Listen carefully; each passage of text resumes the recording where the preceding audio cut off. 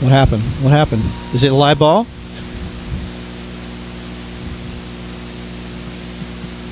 All right, well, I'm going to keep going. I'm not sure if we're actually going out right now. We're having some technical challenges. That was a batted pass that is going to be incomplete. It looked for a moment as though it might have been a live ball on the ground, but it goes incomplete. So it'll be 2nd down and 10 from the 46-yard line for Hylton. 5 minutes, 47 seconds remaining in the game. Williams with one back to his right, two receivers to his left. Takes the snap, looks to throw, fires it out to the right in the flat. Caught by Austin, dancing through the secondary. That's not Austin, that's Wright. Reverses his field inside the 40. First down yardage down to the 37-yard line or so. DJ Wright with a very nice run after the catch. Little 4-yard pass that he turns into a 19-yard pickup. And it will be first down Hylton in Riverbend territory. 5 minutes, 33 seconds to go in the game. Riverbend defense on their heels a little bit here. Williams has his crew to the line of scrimmage. Seems to be some uncertainty on the Bulldog sideline, however, and a timeout has been indicated. But who? I'm not sure what that was all about. So the Hylton players run to their sideline. Riverbend stays on the field, and it does not appear that a timeout was charged.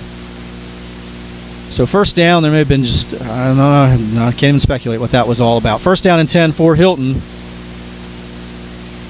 Williams takes the snap, hands it off to Austin, picking his way, not much there. Gets to the 35-yard line. Are we connected to anything here? Doesn't look like we are. Well, the ball's at the 35-yard line. Hopefully this is getting out. Hopefully you're listening, because this is an exciting end to the 10th and final regular season game of this 2015 campaign for Riverbend. Score tied 28-28. 2nd down and 8 for Hylton. Snap comes to Williams. He's looking to pass. Throws it, and there's going to be a holding call that was intended for Wright, and it looks like there's going to be a holding call on this one. And Hylton has found some positive matchup situations and are starting to exploit them.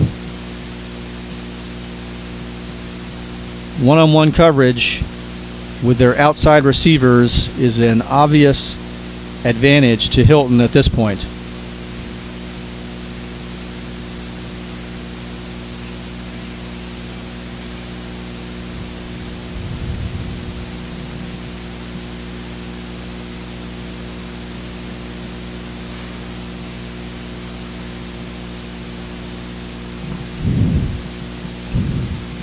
First and 10 for Hylton. The ball now at the Riverbend 22-yard line. 4 minutes, 38 seconds left in this game. Snap goes, handoff goes to Austin. He is driven down after a short gain, maybe 2 yards. Lorenzo Dorr in there on the tackle. Maybe give him 3. 2nd down and 7. Hylton looking to just milk the clock now, it looks like. They may be trying to play for a last possession type situation. Williams fakes the jet sweep, tries it off the left side. He is going to be close to a first down, close to the 10-yard line. That should be enough for the first down. Big run for Donovan Williams, and it is in fact enough for the first down. They're going to mark him right at the 10-yard line. It'll be 1st and goal there. 4 minutes, 1 second left in this game. Hylton looking to take their first lead of the night. Donovan Williams and Jared Austin and the receivers have been the story. This offense, with their speed and threats, have been very difficult for Riverbend to corral. Here's the handoff to Austin on a sweep to the right. And not much doing there.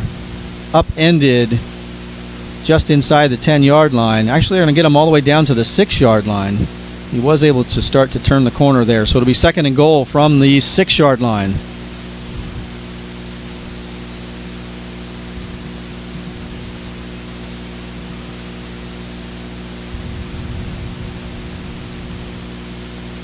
So second down and goal for Hylton. Snap comes back to Williams, handoff to Austin, picking his way through the middle, upended by Orlando Jones. He gets down to the 4-yard line or so.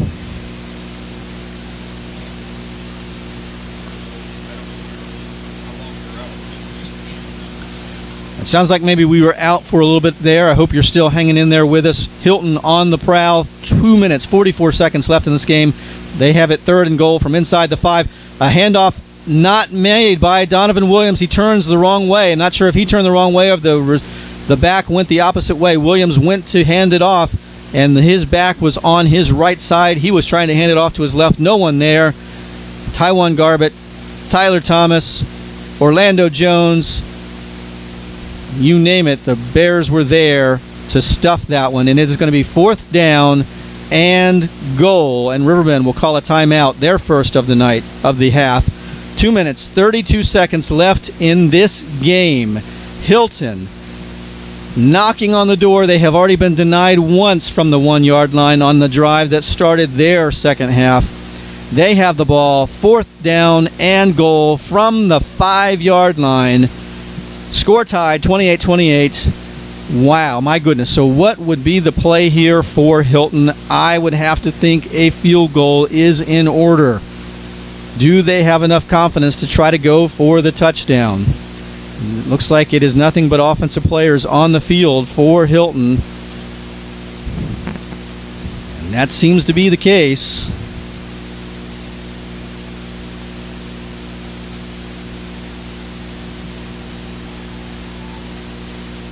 No, they are going to try a field goal, but it is not their normal kicker, is it? Who is kicking this ball? I cannot tell a number there.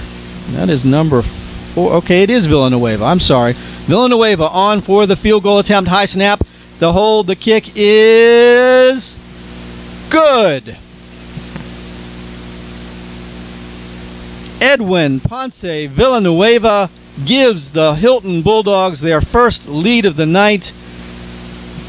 That is about a, I don't know, was that a 19-yard field goal? No, it was more than that. 14-yard field goal. 14 is not more than 19, is it? 24-yard field goal. And Hylton takes the lead, 31-28. 2 minutes, 28 seconds to go. Hylton Bulldogs with their first lead of the night. Does Riverbend have a drive in them to try to either tie or retake the lead? Realize that Riverbend's kicker is not, their normal kicker is not available tonight. Lance Da Silva has not played. We have not seen him. Austin Davis has been handling the kickoff duties. We don't know who the place, and I'm sorry, he's been handling the place kicking for extra points. We don't know, because they've not tried a field goal yet, what kind of range he may have. A field goal, of course, would tie the score, but Riverbend and Riverbend fans have to be thinking about a touchdown here. 2 minutes, 28 seconds to go. Riverbend with 1 timeout left, according to the scoreboard. And they now trail this one for the first time here tonight. 31-28 the score. Villanueva with the ball teed up. The run-up and the kick. It is high. Washington is going to field it at his 18 across the 20. And picking his way, he's got room across the 30. And out close to the 40-yard line. Gives Riverbend pretty good field position. They're going to mark him at the 38-yard line. So the Bears, with 2 minutes, 22 seconds, deuces wild, left in this game. They trail it by 3, 62 yards from pay dirt. Does Jordan DeMarco have a senior highlight moment? His final game here on the field of Riverbend Stadium. A 2-year starter, a number of seniors on the field here for him and the Bears. They are 62 yards away from the end zone, and a winning drive for the Bears and Jordan DeMarco would be a big statement victory in the 6A South. What can they do here? DeMarco looking to pass. He's got time now, looking, rolling, and will step out of bounds and lose 3 yards on the play. No one open there, and DeMarco a little uncertain with what to do with the ball, and gives himself up, running out of bounds and taking the sack. So a 3-yard loss back to the 35-yard line. 2 minutes 14 seconds, more importantly, left on the clock. Second down now and 13.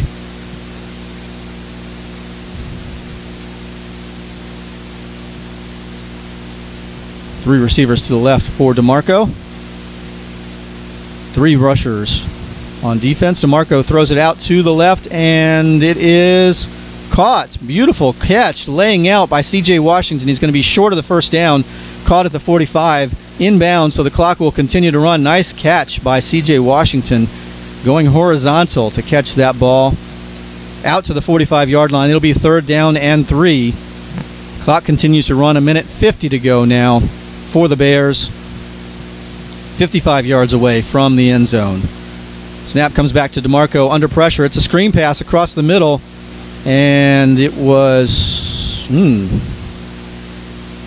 it looks like Dorr was there. There was a legal receiver, an eligible receiver in the area. It actually hit one of his offensive linemen in the backside.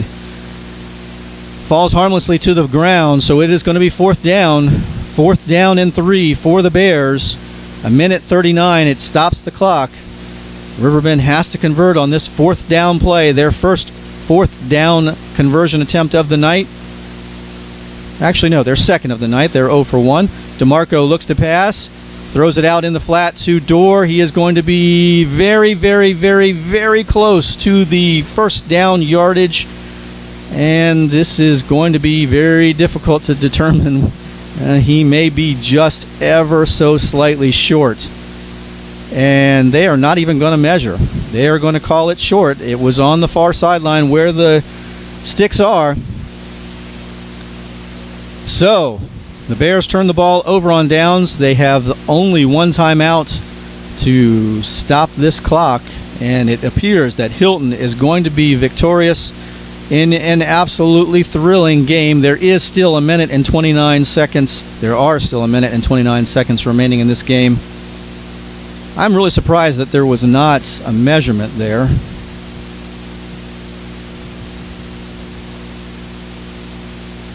Very key decision. Hard to say how good that spot was. Obviously, the officials are very close to the action, much more so than I. So Riverbend looks like they are going to fall. We still have 1:29 seconds to go and have seen some odd things. Hylton, just a matter now of running this clock out. Riverbend can call timeout once. Hylton can just go into victory formation and allow the clock to run. And that should be sufficient to salt away this game. Let's see what the call is. Head coach Tony Lilly doing a nice job heading up this Hylton Bulldog attack. Appears to be a modified victory formation. No deep safety for Hylton on this one. Williams will take the snap and kneel down. Riverbend will call a timeout. But that is probably going to do it. So 1:25. Time apparently did not run off the clock much there on that play.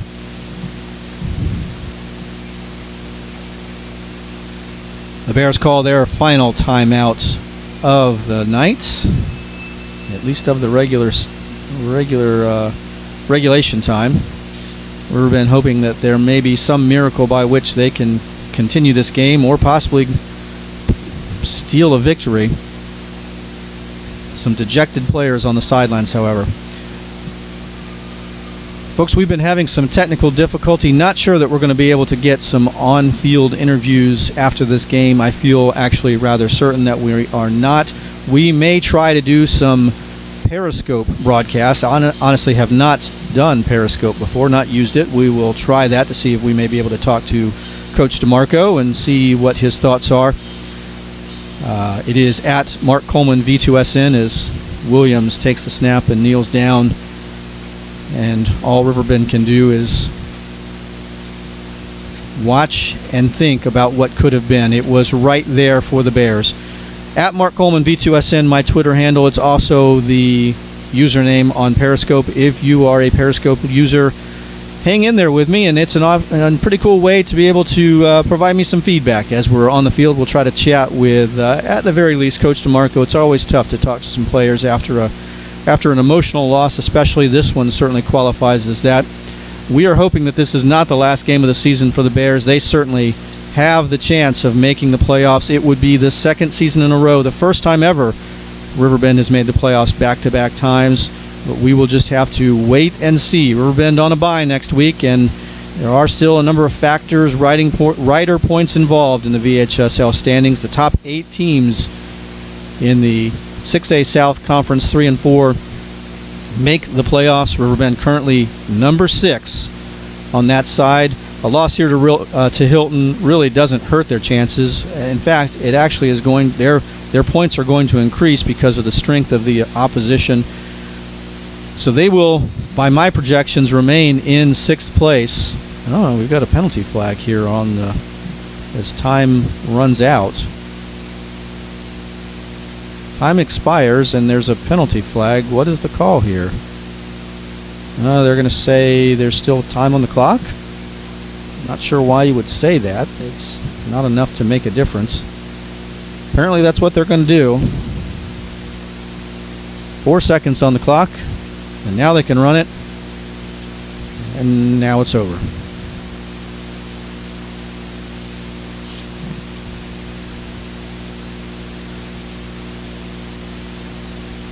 Maybe it's not over. I'm not sure. Did Hylton call a timeout?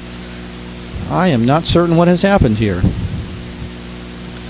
Well, Riverbend will almost certainly remain in 6th place when the VHSL PowerPoints come out at the end of this week.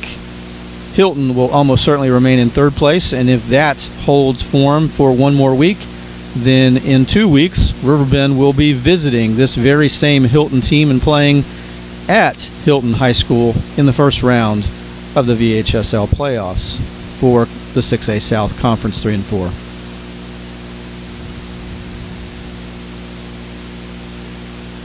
But as I say, a lot to go between now and then. And all that Riverbend and their fans can do is watch, wait, cross their fingers, and hope. But I feel fairly confident that they will be in the playoffs one way or another. And to be honest, a rematch against this Hylton Bulldog team may not be the worst thing for the Bears. Williams will take the snap and drop way back and kneel down, and that is going to do it. That was enough to run out the clock and end the game. So our final score from Riverbend High School on senior night: Hylton 31, Riverbend 28. The Bears fall to 4-6 on the season. They finished the regular season at 4-6. Hylton moves to 6-3 on the year, 1 game remaining.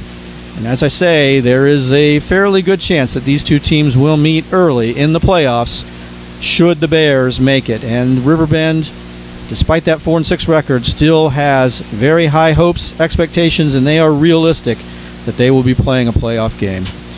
That's going to do it from, at least here at the RiverbendSportsNetwork.com. For RBSN, my brother Mike, I'm Mark Coleman. Thanks so much for listening. Hope you've enjoyed it. And if you can turn over to me at Mark Coleman V2SN on Periscope, I'll see if I can bring you at least an interview on the field with Bears head coach Tony DeMarco. Good night, everyone.